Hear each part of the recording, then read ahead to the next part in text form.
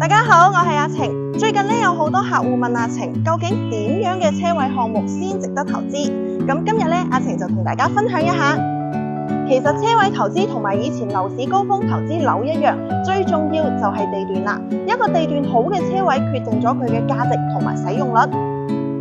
就好似阿晴身後嘅呢一個車位項目咁樣，位於珠海市中心，又係關口地段。咁今日阿晴係禮拜一嘅下晝3點半鐘過到嚟呢一邊嘅，基本上成個停車場全部都泊滿晒㗎啦。咁而且呢一度只需要係6萬蚊嘅投入成本，就可以擁有一個咁樣珠海市中心關口地段嘅充電樁新能源車位。咁而且每個月收租都可以達到4000蚊以上嘅，發展商仲送埋一個兩地牌俾你。如果你都感興趣嘅，留言或者私信666俾阿晴，我都會 send 翻份詳細嘅投資攻略同埋收租數據俾你。如果你覺得呢條片幫到你嘅，記得俾翻個 like 我，分享埋俾屋企人同朋友，點個關注同 like 啦。